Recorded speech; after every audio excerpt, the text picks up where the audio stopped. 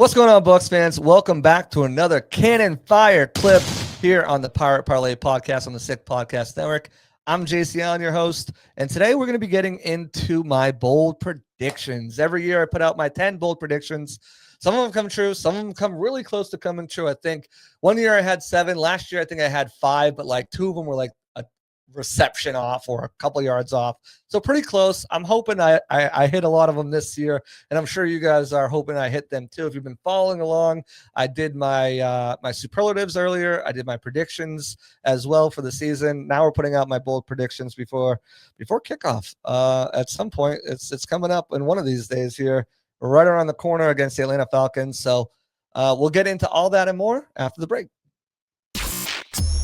Turn up your volume. Because you're about to listen to The Sick Podcast. Pirate Parlay. Battle intercepted, picked off in the end zone. Bucs are going to beat the Chiefs. We're the champions of the world. The sickest Tampa Bay Buccaneers podcast. It's going to be sick. Welcome back to another edition of the Cannon Fire Clips here on the Pirate Parlay podcast on the Sick Podcast Network. As I mentioned, we're going to get into my top 10 bold predictions for the season.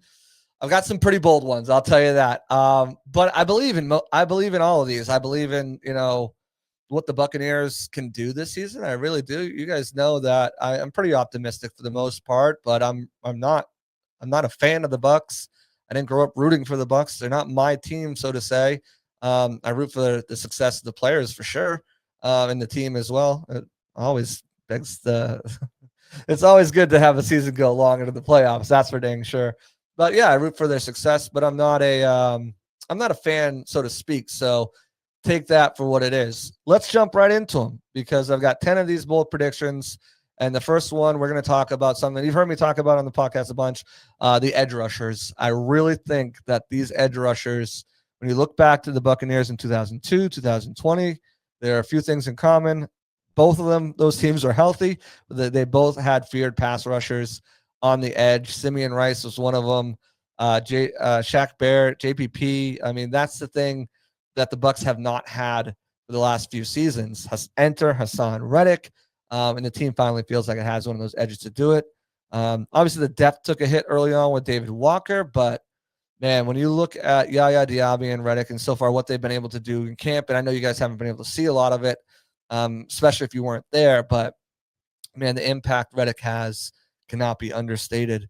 Last year, Yaya Diaby was facing a lot of chips, a lot of running backs because the guy who they had on the other side just wasn't getting it done. This is not going to be the case with Reddick. Reddick brings that name, that notoriety. People understand he was with the Jets last year. Again, I've said it. Enough said. And that just wasn't an indication of what he brings as a player. Reuniting him with Larry Foote, bringing him down here into this locker room, this culture. Spoke to him one-on-one the other day. He's just excited. He's hungry. He's excited to teach these kids. He's excited to get.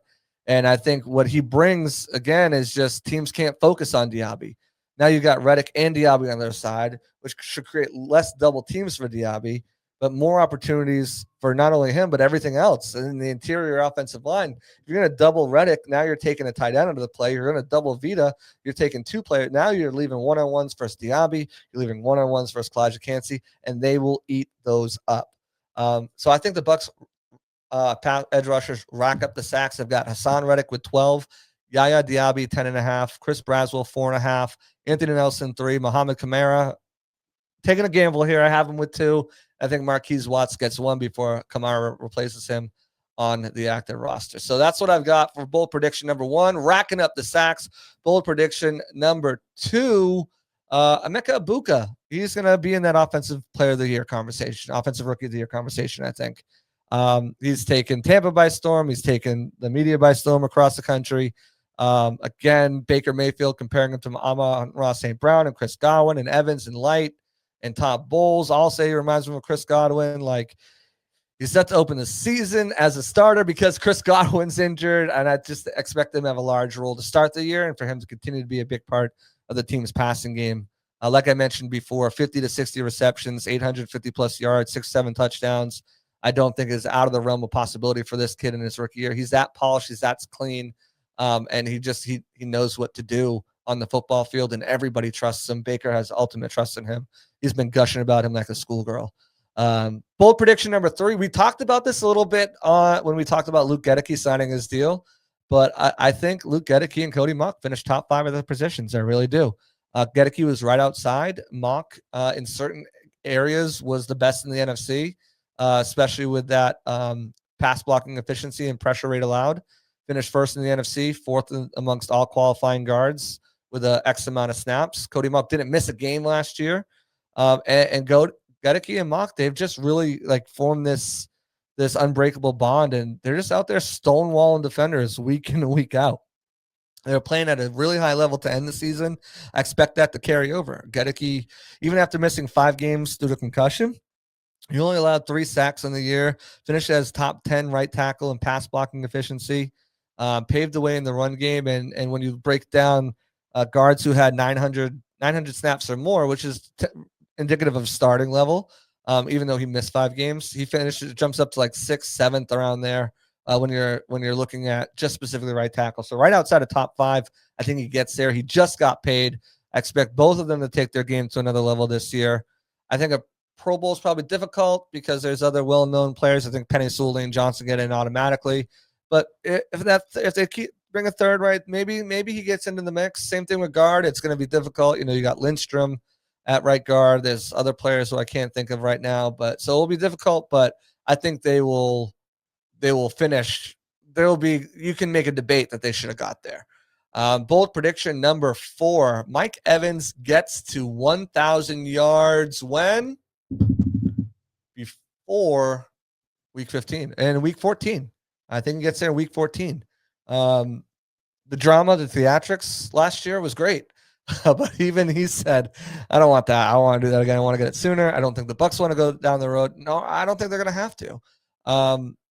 Evans, he's over the age of 30. He should be slowing down a bit. He's got a history of hamstring injuries.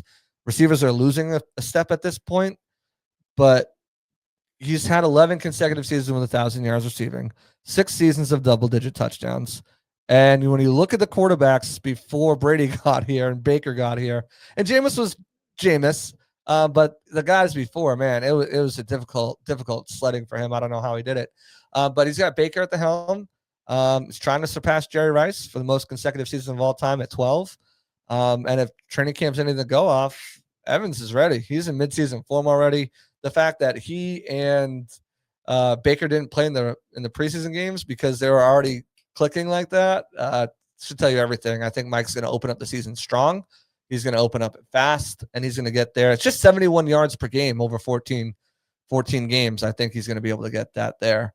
They want to take a lot more deep shots. Those are some chunk plays you can get 30, 40 yards on real quick and get those stats up there. So I think Mike Evans gets there by week 14. He's at 1,000 yards, and it's smooth sailing from there. You do the math, it figures out to be like 1,200 yards and change on the season. So not totally out of the realm of possibility for him. Bold prediction number 5, halfway through. Kancey goes for double-digit sacks as the Bucs go over 50 on the season. I just laid about 33 of them out for the edge rushers. Yes, I think they're going to destroy the season, but I also think that so is Kalijah Kancey and Vita Vea, especially Kalijah Kancey. If we were in the superlatives, I picked him as one of my guys to win the co-defensive MVP with Zion McCollum. Talk a little bit more about him later in my next bold prediction. But he's had flashes of dominance in his first 2 years. But this is the first time he's entered the year fully healthy. He played his rookie year half a game against Minnesota before it flared back up and he missed the next 4 games. He was out till week 6 last year. He said he wants to lead the league in sacks. I think that's a little ambitious, but we had him on the podcast on Wednesday. Go check that out in that back episode because it was a lot of fun having him on there. But I definitely think he can get to double digits. I think they're going to get to the quarterback a lot, probably like how they haven't done since the early 2000s. I think they get over 50 sacks. The starting edge rushers, like I said, they're going to feast, but that's going to open up a lot of things for Vita Vea and Kancey. You look at the defensive line last year, they had 24 sacks, which led the team. I don't know if they'll duplicate that, but they're going to come pretty close. Kancey's going to do his damnedest to try to get there himself. I have him end him up with 10.5 sacks like Diaby. The rest of the room probably adds around 10 to 12, maybe 6 for Vita Vea, 2 for Gaines here, 1 for, CJ Brewer, a couple for Logan Hall. We'll see, but I think they can get up over 50 easily, especially when you start to factor in Levante David, Servastier Dennis, some of these safeties and nickel cornerbacks coming in on blitzes and stuff. So Kansas City goes to double digits. Bucs go over 50 for the season for the first time in a long time. Bold prediction number 6. Here we go. Is the Buccaneers are going to have 8 Pro Bowlers? Last year they only had 3: Baker, Evans, and Wirfs. This year they have 8 of them. With success comes notoriety. Baker is a top 10 quarterback. Evans has a lot of stock in him right now after what he's been able to do the last couple of years. Wirfs. He's the best left tackle in the league. And Bucky Irving makes his first Pro Bowl. So I've got on the offensive side of the ball, Baker Mayfield, Mike Evans, Tristan Wirfs, all returned for another year, and Bucky Irving gets his first nod. I think there's a lot of buzz around Bucky around the league. First of all, his name is Bucky. It's fun to say. Second of all, for his size, he shouldn't do what he should do.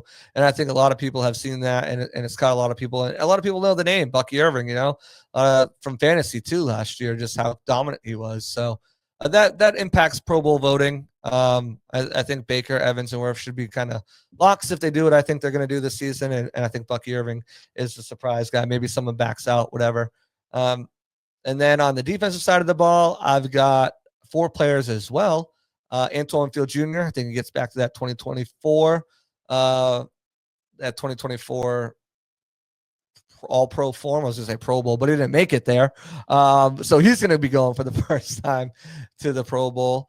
And then Levante David finally gets some flowers there. I think he's going to have a really good season to maybe end his career.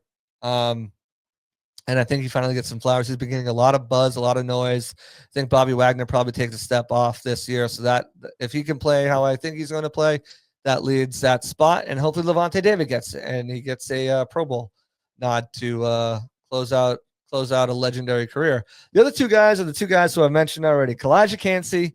Again, I think he's going to have a heck of a season. I think just beyond the sacks, he might not be up there among the league leaders in sacks, but the pressure that he has on the game and the performance that he turns in this season, I think is going to catch a lot. And remember, it's not just fans who go out; it's also players and coaches. And I think maybe he'll get a slide there. And when you look at the NFC as a whole, really, there's 2 guys who I think are shoo-ins: Jalen Carter and Dexter Lawrence. And I think it's open after that. So if you can get 10.5 sacks, I think that fans are looking for the sack stats. Doesn't matter if you're a D tackle or not.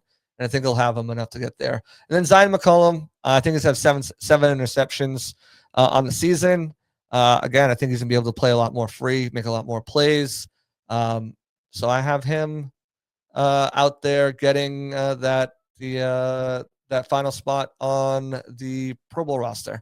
All right, we'll fly through the rest of these. Number 7, Benjamin Morrison surpasses Jamel Dean on the depth chart. At some point, this is bound to happen, and has no real, nothing really to do anything with Dean, because if the Bucs get to play more press man coverage, that suits Dean. He's one of the best in the league at that. It's when he's playing that off coverage and zone coverage where he struggles. He can't, use his physicality to redirect, and obviously his speed to get up with people. But the biggest thing is I just think that Benjamin Morrison is going to practice, and it's just going to be too much. His talent's just going to overshow, and his ability to get turnovers. And I think they're just at some point they're going to say, all right, let's get a look at the kid.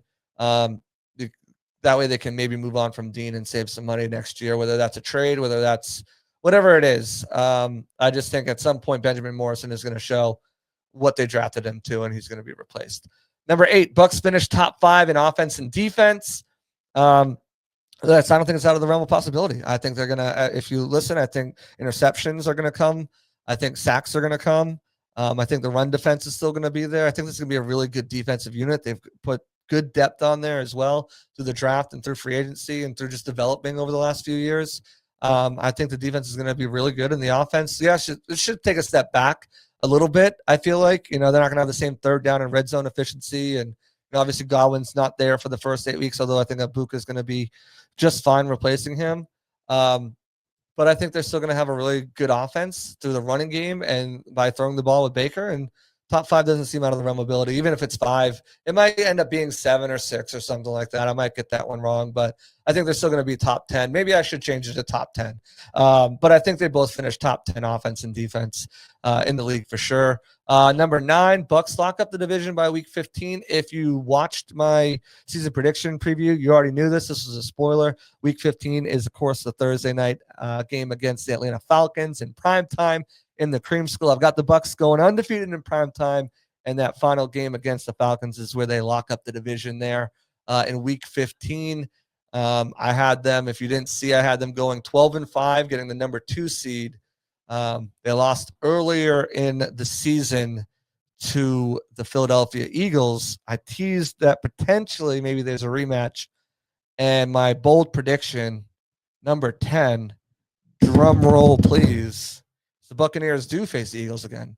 In fact, they face the Eagles in the NFC Championship as a number 1 seed versus the number 2 seed. But that monkey jumps right back on the Eagles' back. The Bucs beat them. They go to the Super Bowl, and not only do they go to the Super Bowl, it's 50-60, baby. The Buccaneers win Super Bowl 60. That's my final bold prediction. I'm all in on this Bucs team. I like the depth. I like the culture. I like the chemistry, the camaraderie, the continuity. I like everything that they have going on for them. I don't see a team in the NFC or the AFC that they can't beat on a good day. The biggest key here is health.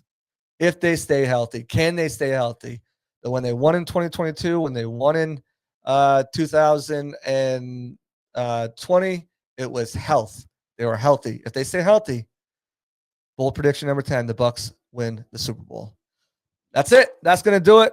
That's it. Those are my bold predictions. Again, rate them, debate them, hate them. Let me know in the comments down there. Appreciate everyone for tuning in. Like, subscribe, turn on notifications. Hope you've enjoyed another episode of one of these cannon fire clips here on the Pirate Parlay podcast on the Sick Podcast Network. I'm your host, JC Allen. As always, thank you. But we're out of here. Peace out. And that's a wrap. Hope you don't miss us too much until next time. Follow the Sick Podcast Pirate Parlay on YouTube, Facebook, Google Play, and Apple Podcasts.